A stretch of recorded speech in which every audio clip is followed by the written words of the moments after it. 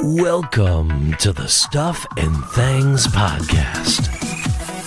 Your home for all stuff related to your favorite things in entertainment. Now, here are your hosts. Hello everybody, it's Sam here. It's the Stuff and Things Podcast, our weekly show, episode 48. Live action remakes is our topic this week, and joining me, like always, to have some fun and hopefully not get cancelled, it's Stefan. Top of the morning to you. Oh, it's very good Irish accent, that. That's one of the best ones I've got. I do that one, I don't say anything else, just move on. Yep. Oh, okay, it's that stick in your wheelhouse. And It's like me doing Mickey Mouse. I can say two things, that's it. Anything else becomes offensive. Do it! Oh boy!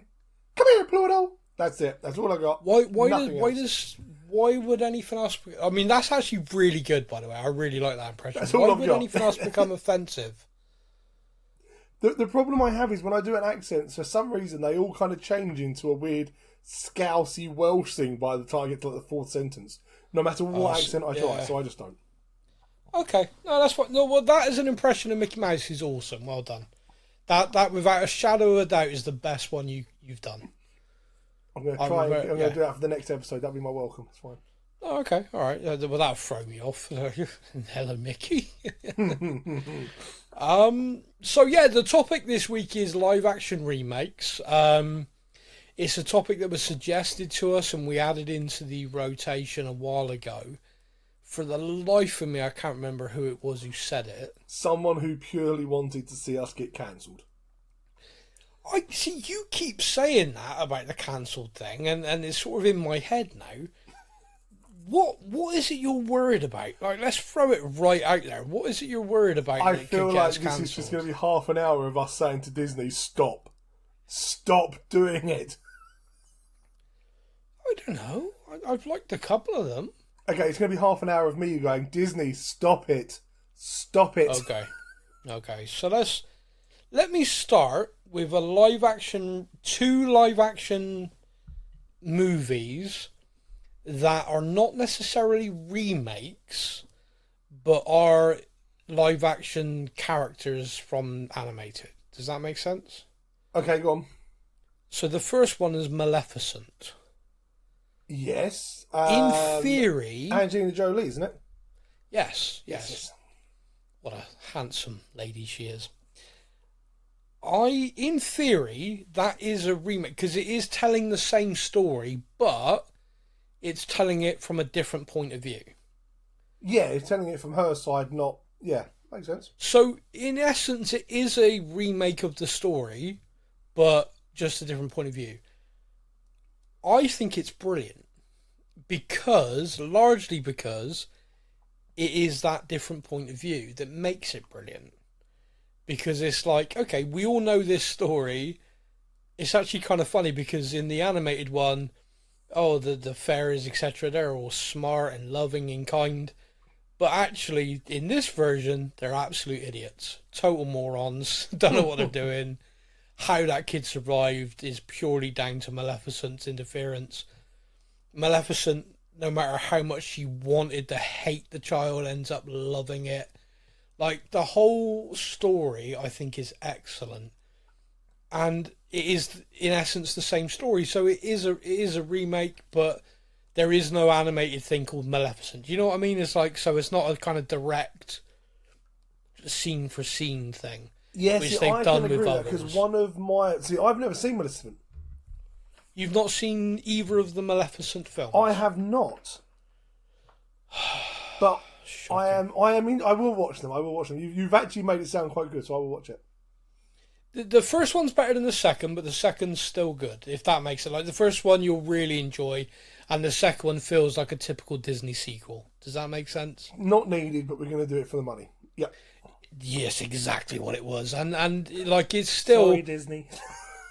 Yeah, it's still there. It's still like, oh, that's all right. But if they hadn't have done it, you're no worse off. It's kind of like, yeah, okay, the first one ticked all the boxes. The second one found a new box, and it was called Cash Sign. I can give you a list of movies where they've done that. Oh, mate, yeah, especially with the old-fashioned straight-to-DVD versions, like Aladdin 17, Jafar needs new glasses, That's it, yeah. Lady and the Tramp 2, they've had puppies. Why? Who cares? Yeah. Well, now there is another similar to this, which I think worked really well, and that was Cruella. Yes. Now, seeing again, that from the other side of a very notorious bad guy. Yeah, and by the way, still pretty bad. Like it's like an origin story of how she ended up being the worst, you know. But you kind of watch it and you're like, oh wow, like you had it kind of rough. Like this was not this like, and so it was interesting. It was like a different perspective. Again, in theory, it's a remake. It's like a live action remake because you are telling the story but from a different point of view. And again, it's very good. Now, have you seen Cruella? I've seen bits. I haven't seen the whole film, but I have seen bits. The kids have watched it, and I've kind of been in and out whilst doing things. But the bits I did see, I did enjoy. What a wonderful man you are. That's a mum answer. I've only seen bits because I was so busy. What a wonderful man you must be. I am. That you're not just sat watching the film. You were in and out you were probably doing the cooking, the washing. I think it was ironing a little bit as well, yeah. What a man. Seriously. Unbelievable. Your wife is so lucky. Like every day she must wake up and be like, I'm the luckiest woman alive. That's if she wakes up facing the other way. She wakes up facing me, it's normally oh, good morning. Yeah. What did I do? What? Nothing. So those two examples I think really work because they don't just try and do a scene for scene. They literally go, okay, this story, but from this perspective, telling it this way, and I think that's why they work. The scene for scene remake style that they've tried to do with Aladdin, for example, I think's really bad. There's a film, just quickly, before we go to that one, there was one film that is similar to what you said about the first two that I wanted to mention. Okay. Christopher Robin. Yeah. It's kind of a live action based on that. Does that make sense? Yeah, so I had Christopher Robin written down. Yeah, so Christopher Robin was a fantastic film. Well, it was the one I was going to end on because it's my favourite. Like it is. Okay.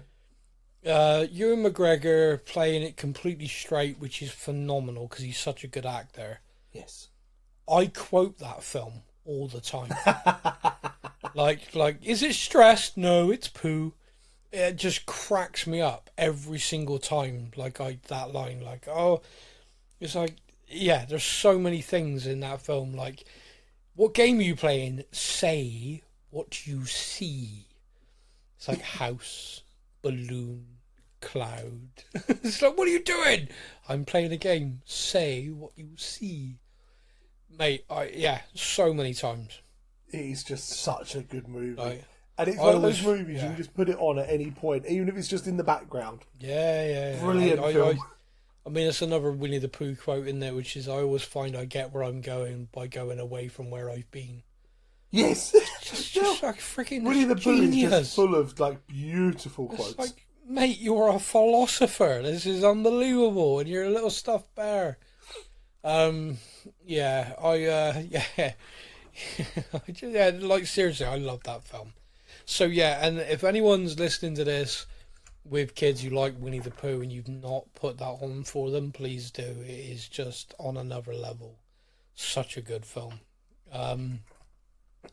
You're right to kind of include that because, again, it's like a different perspective on everything because he's grown up. Christopher Robin has grown up. He's seen a war. He's been through a lot.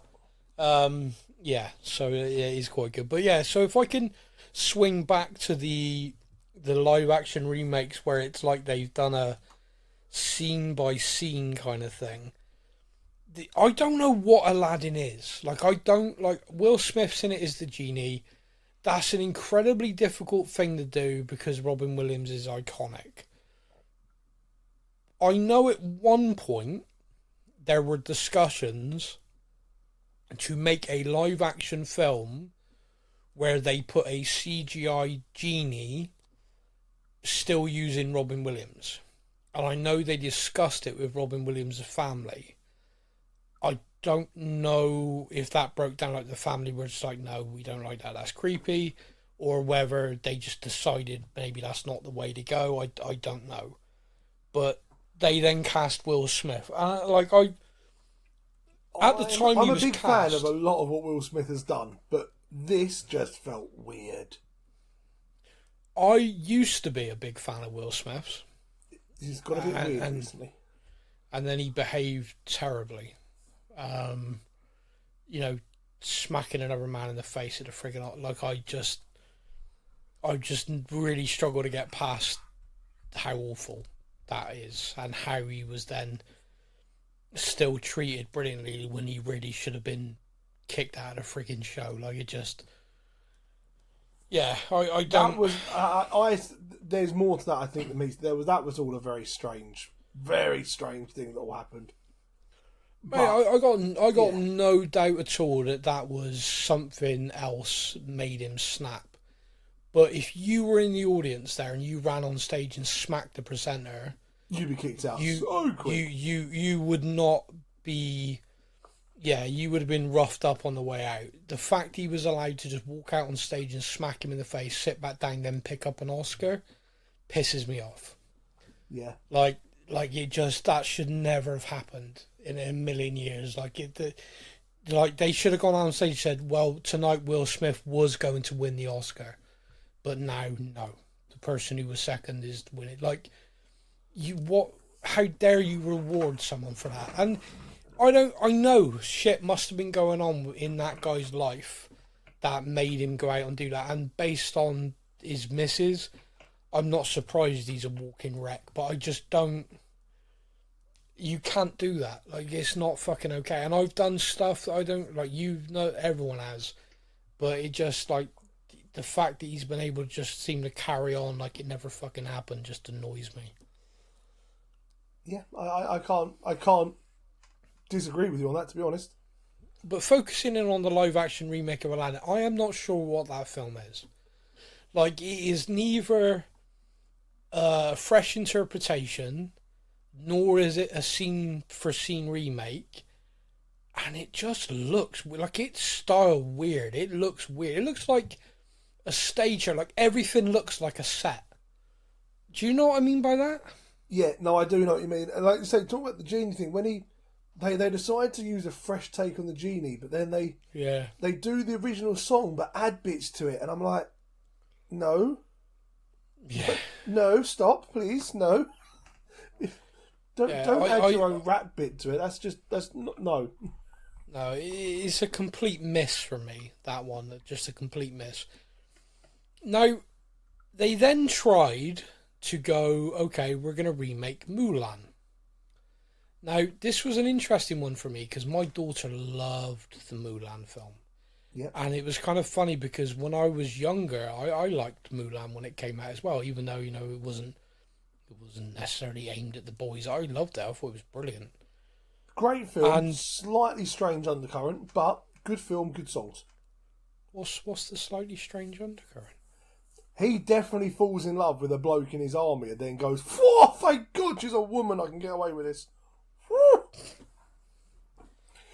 I feel your rampant homophobia is affecting your judgment there, young man. No, he definitely falls in love with Mulan while she's a bloke and then kind of goes, "Oh, I got lucky, she's a woman. We're okay." Woo! Well, if you're a straight person, you feel yourself falling in love for a guy, you're going to be pretty fucking confused. Exactly. And you're going to be relieved when you're like, oh, okay, all right. There's nothing wrong with that. I didn't say there's anything wrong with it. It's just it's definitely there in the movie and no one talks about it. You said there's a problematic undercurrent. I did say that, didn't I? When you said about getting cancelled, I genuinely didn't think it was going to be for this. Yeah, I told you it was going down a dangerous path. You were right. Yeah, I had no idea where you were going to take us, but that definitely was dangerous. I thought it was going to be about the Little Mermaid being black, but no, it's No, this. that makes sense. Caribbean, that makes sense. I'm on board with that. No, well, you're fucking wrong then. So the Mulan thing before I get us cancelled. I mean, let's be honest. Let's talk about the fact that Snow White's ugly and not. We could go down all these paths. Oh, that's coming up, brother. Yeah, trust me. We I would like to go back minutes. to Disney one day. I need to be very careful. Look, Stefan, Mister, whose full name and address will be in the podcast description. You all can go back to Disney anytime you like. My experience, as long as you pay, they don't care. But the Mulan thing, they tried to go slightly different. They tried to go, okay, we did the animated film. The animated film was great, lovely. We did this fun interpretation of the story. With the live action thing, we're going to go back to what the original story was, and we're going to tell it as that. My daughter watched it and was like, I mean, it's a good film, but that's not Mulan. Where's not the Mushu? film I grew up with. Yeah. And I was kind of like, yeah, they've kind of... It's like they've tried both in like these different films. Like, okay, on this one, we're going to try this. And it didn't... Like, with the Aladdin one, the animated film was so iconic. Robin Williams so iconic. If you'd gone, right, with Aladdin live action, we're going to go back to the original story of Aladdin, and we're going to do it this way rather than trying to be a scene by scene thing. So yeah, it's going to be similar because it's a similar story, but we're going to do it this way. And with Mulan, if they'd literally done a live action remake with a CGI'd Mushu, I think both films do great. I think they're loved. I think people really enjoy them. I think they've just made the wrong decisions in the wrong direction with both films. Shame on you and shame on your cow, I tell you. Very good, very good. That's a very good line. Did you save that? Did you think of that a minute ago and we're just waiting? Yes, I was hoping you were going to say something that I could say it to. Because I was like, oh, I've got a line. I've got a line. With Mulan, I like the film Mulan. I like the songs in it. I like Mushu's amazing. Like there's so much good in that film that then they did a live action remake. And they're like, right, we're taking this out. We're taking this out. We're taking this out. And I kind of looked at it and went, oh, you've taken the good bits out. You send me daughters when I asked. Sorry, I was singing the songs. Exactly. I was gone. And it's like, if you've taken all the good bits out of this, what have you left? Well, you're left with the historical story, which is a good story, but it's not a Disney film, if that makes sense. It's like, yeah, I get it. Like, I understand that it's a live... Like, yeah, so you've Disney-fied it, and then you've un-Disney-fied it as live action, and you're like, kind of wanted to see Mushu. But anyway. Definitely. So, what kind of CGI live action look-alike dragon? Mushu. Amazing. And the little cricket. So, with live action, I am happy, because Disney often has talking animals and stuff, I am happy for it to be live actors acting to a CGI'd whatever. I watch Marvel stuff. That's pretty regular for me. Sci-fi, that's pretty regular for me. Yep. I will not, however, class a completely CGI'd film, The Lion King, as live action. No, go fuck yourself. It's just different animation. I can't disagree. And they've done quite a lot of it, let's be honest. It's horseshit. Like, that is just... When we did it, it was hand-drawn. Now we can get AI to do 3D rendering, but that's live action? No, it's not. It's just animation in a different way. Like, no. Lion King live action doesn't exist because you're not going to have live animals playing the parts. Now, if they had live animals playing the parts, I'd have watched that. I feel like The Lion King would be a very, very different movie. I feel like it would have been interesting with the outtakes. Like, we've gone through 44 timons and 12 pumas because the lion keeps fucking eating them. Anyway, that's just my little interpretation of behind the scenes of a live action Lion King. I'll tell you one I liked, but no one else I know did. I liked the live action Beauty and the Beast. Emma Watson and Stockholm Syndrome. Yeah. Yep. Yeah, but that's the story full stop. That's not just the live action one. Again, no. So again, here we go. This is just opening cans of worms that I don't want to be involved in. Bring it on. Emma Watson or Belle in the cartoon. Fine. Okay, it is what it is. That's great. Fine. When it became real live action, there's just a little bit of her falling in love with the Beast that just doesn't quite feel right. So you're saying that people who are pretty shouldn't fall in love with ugly people? No, I'm saying they shouldn't fall in love with people that have fur and a tail and fangs and claws and... Do you see where I'm going with this? No, I feel like falling in love with what's on the inside is the message here, and you're kind of shitting on it, saying that if you're young and pretty, don't fall in love with someone who's, furry with a tail. Do not fall in love with someone furry with a tail. No, live action watching it, I'm a bit like, Wow, you're really showing your true colours today. Not sure about this. So beauty is only skin deep. A quote from Stefan today, just so everyone's aware. And I'm not saying. Hey, Quasimodo. I freaking love the Hunchback of Notre Dame. Ugly bloke. I love him. He's great. He doesn't have a tail. How do you know? You didn't check his ass. He could have a tail. People can have tails. I don't see at any point he get his ass out. If he got his ass out and he had a tail, would you be like, oh no, you can't love him? Apart from that, she doesn't love him. That film's fucked up. He does everything he can to protect her, and then she goes off with another bloke. Yeah, exactly. That's got to be on the list of live action remakes, by the way. That has to be up there, surely. Well, I don't know, because what message are you sending kids? You're a fucking uggo. You can get friend zoned, and that's it. That's literally the story. That is literally the message of the Hunchback of Notre Dame. Yeah, you can end up in the friend zone. That's all you can hope for. Stop dreaming. Anyway, that's you may have just ruined one of my favourite Disney movies. Well, thank you, everybody. I'm here all week. That's what I'm here for. That is the story of that movie, isn't it? It's nothing to do with acceptance. It's to do with you're ugly. Beauty and the Beast is about Stockholm Syndrome. The attractive knight with the blonde hair and big muzzles is going to beat you every day of the week. Exactly. It doesn't matter what you do, how kind you are, how nice you are, how much time you spend. If you've got a face like a slapped ass, you ain't doing anything. You're friend zoned. Yeah. She don't even, nothing. You got nothing. Not even a handy. Anyway, man, I feel like I now know why I connected with that film so much. Oh, tell me about it. Yeah, do you know what they were doing a production of that in my primary school. No word of a lie, we had a kid in our class who had a slight hunchback, and everyone looked around like, well, we know who's getting the fucking lead part then, don't we? And we all called him Quaz. And I just remember thinking to myself, like, that was like, now as an adult, I'm like, the teachers were fucked up for doing that. What was worse, the pupils taking the mickey, or the teachers deciding to do a play purely because they know who role is? The teachers did that. That was cruel. Like, let's do the Hunchback of Notre Dame when you have a kid in the school with a fucking hunchback. It's like, no.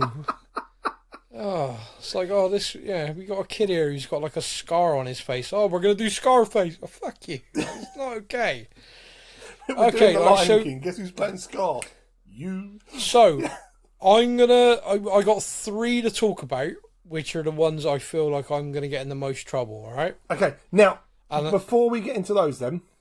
Yes. Can I just mention a couple? Alright. That are not Disney. Okay. That I like. Okay. The BFG.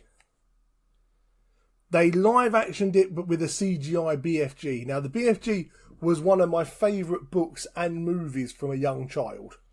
Yeah. About 10 years? Must be about 10 years.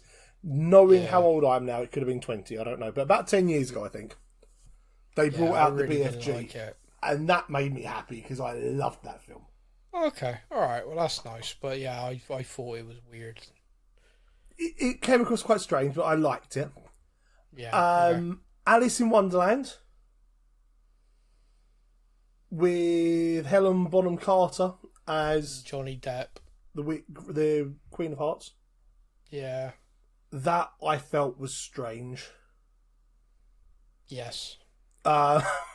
It was a typical Tim Burton, so therefore must have Johnny Depp and Helen Bonham Carter in it. I'm not a big fan of Tim Burton films. I find them really boring. My daughter likes them. My daughter likes all of them. She loves Coraline.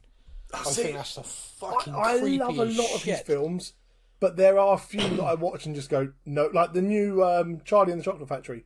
Well, not the new one, but his version of that. I was like, nope. Yeah, no, I'm the same. And my all-time favourite live-action remake movie. Okay. How to Train a Dragon. I've not seen the live-action version of that. Now, I tell you what, we were saying about films that kind of copy scene for scene. Yeah. This does it, and it is fucking brilliant. Okay. I mean, I love How to Train a Dragon anyway. And my kids have grown up loving those movies. And they brought the live-action one out, and the kids had to drag me to the cinema to watch it, because I was like, oh, I know how live-action remakes go. I went and saw The Jungle Book at the cinema. I went and saw The Lion King at the cinema. And I know kind of what they do to these things, and I'm really nervous about it. Yeah. The only thing they got wrong is they changed the character of Asterix. Doesn't look like who she should do from the animated. And apart from that... Why does she... What about her is different? It's like the hair colour and stuff like that. It's just real silly things. Like when you have a animated show and that is what you've drawn a character to look like, get someone who looks like them. However, plays the part really well, and the film is fantastic. Yeah. Okay. All right. Well, that is...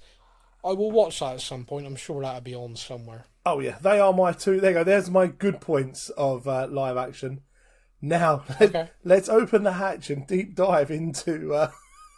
So I'm going to open with the one I have not seen the live action of, but I have read a lot... Well, okay, I'm going to... Full confession. I've not seen the live action of any of these three.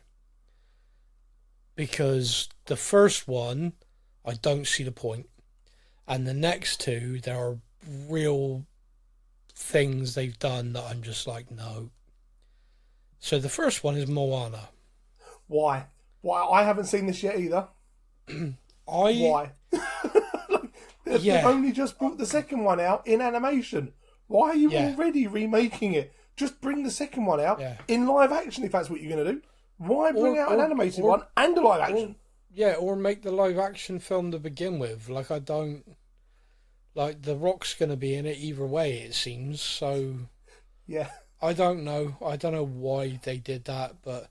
So Moana, I enjoyed that. I watched that with my daughter years ago. The animated one, fantastic. Yeah. Live action, I just don't see the point. And I've not seen the movie, but I've seen like screenshots and I've seen the trailers, and The Rock looks like he has a really, really tiny head, and it's weird. I agree wholeheartedly. So the next one is The Little Mermaid. Disney, I'm sorry for anything that is said in the next 10 minutes. I'm sorry. He's not sorry. He doesn't like you. He tells me all the time.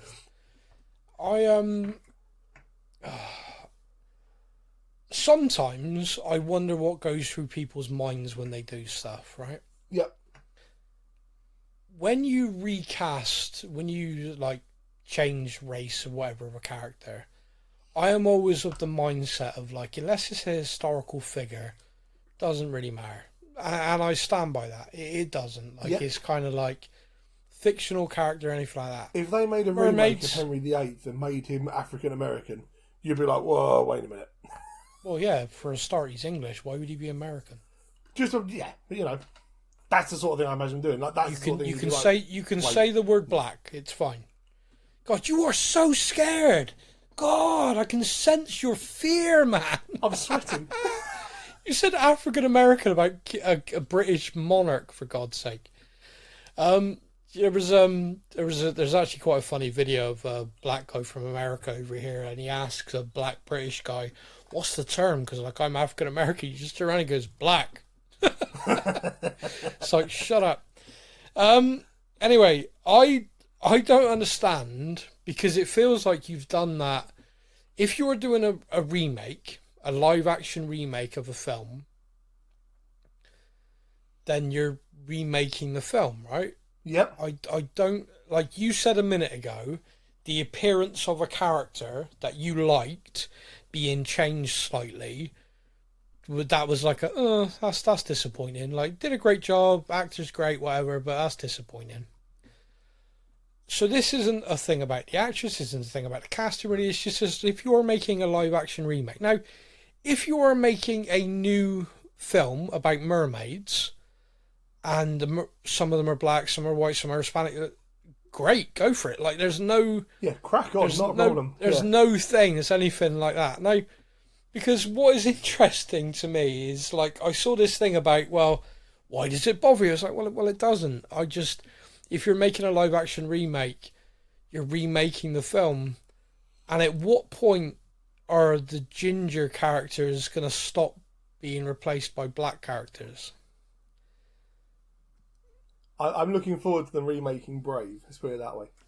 Well, that's a very different film. If they, Merida's black, that would certainly be interesting. From the Highlands of Scotland. Yeah, but I genuinely like it. I'm sort of saying that tongue in cheek, but if you're making a live action, that's why people react weird. Now, don't get me wrong, there are some people out there who are just rage baiting, love stuff like this because they get to scream about it. People on the far right who, have their race wars and stuff like that, they love stuff like this because they can rage about it. That's not me. I don't give a shit. That's stupid. My point is that by making this decision, you give them the chance to do this rather than writing a new film. And that's the thing that bugs me all the time. It's like representation matters 100%. Yep. A young black girl seeing that might well feel completely, oh, wow, she looks like me. That's amazing. Love that. Would hate to take that away. So why aren't Disney making a film that is for that? Like, why aren't you presenting that? Especially when you've already got the film, The Princess and the Frog, which has the main character is a black woman who is strong, independent. She's doing her own thing. Incredible role model. Yeah. Do that film. It's already there. It's ready for you. It's there. Yeah, don't ruin it. I like that film. Like, I really like all the songs. I love it. It's one of my favourite Disney films. Like, that is there, ready for a live-action remake if they chose to do it. And it gives, like you said, it gives people the chance to look at the screen and go, oh, that's like me. I'm a princess. Perfect. I love that. But when you've got the source material, I mean, let's not even talk about the justice for Sebastian, because what the fuck did they do to Sebastian? I don't know. What did they do to Sebastian? He looks special. Like, that is not what Sebastian was. It's scary. It's creepy looking. That's not Sebastian. No. Justice for Sebastian. Yeah, the whole thing, like, that was a full-on swing and miss, like, epic proportions. Oh, and it did. Like, it lost them a lot of money. But it didn't lose them as much money as Snow White. Now, Snow White, I think, had a couple of issues. Now, number one... Oh, God. Okay, there was a few issues with that film, okay? Yeah, go on, list them. Number one, the title... Because I was about to, but you were going to do it instead. Yeah. Snow White. Skin as white as snow. Interesting. So they cast a really white person, yes? Yeah, no, they didn't. And unfortunately, I feel like the only thing worse than the casting was the attitude of the actress that they cast as the character. Yeah, I agree. I remember her coming out with like some statement somewhere about how it doesn't matter what movie I'm in, people love me, so they'll come to see me. And it was like, oh, read the room or at least social media, love. Yeah. Like, she had an attitude and very, an ego very that confident. was so wrongly placed. And I think that did a lot of damage to the movie before it even came out. Because she fought back, but she fought back in the complete wrong way. I I felt. Do we talk about the seven friends as well? Because we can't use the other word because. Oh, I can. I can say dwarfs. Yeah, they are the seven Snow White and the seven dwarves. That is the name of it. No, we can't call them that because people get upset. No, one person. One person who has made an entire film career out of being. Well, he's an actor who is. Hang on, he's an actor who's a dwarf. He isn't an actor because he's a dwarf. Let's be very careful how you word that. So let me go through it in order of things. When you are Disney made the mistake and made this a problem. You cannot cast a character called Snow White, whose skin's as white as like the whole premise of the character, as someone who is then not white, because it's moronic. Now, the young lady who they cast, her things she came out with and the stuff she said, park over there for a minute. She was put in an impossible situation. Absolutely ridiculous. Like, you cannot play that character. Like, it's just ridiculous. It is just absolutely moronic they did it. Why they did it is like my brain goes round and around on this. Were they thinking to themselves, we are so woke that we now have colourblind casting for everything? We are so colourblind that when we have a character called Snow fucking White, we are going to cast someone who isn't white. I genuinely think there's people there who are like, yeah, this is such a bold move. This is such a great thing to do. It wasn't a bold move. And yet, it was a terrible, terrible move. Because whoever they cast in that, who isn't that, is going to struggle. Now, one, she took the role knowing all of that. So, in a certain way, I respect the kind of confidence and the thing. But then the press tour was terrible. Like, the stuff she came... Like, it is a legitimate question for people to say, this character, you know, the story, you're doing a live action remake, the character like Snow White, white as snow skin, obviously that's not you. How are you going to address that in the movie? And she was like fighting people, she was arguing, she was like, oh, that's your racist interpretation of it. Like, why is everyone being racist against me? And then Disney came out saying everyone's saying this is a racist. And it's like, it's not. no, it's factual. And what drives me insane about that is that there are really racist people. There are people who are awful people, and they are so racist. And they used this. So people like myself and you are very much centralist, very much kind of, we're not that. And yet we're being branded the same. And that's how the far right recruits. The far right doesn't recruit based on the far right looking so attractive.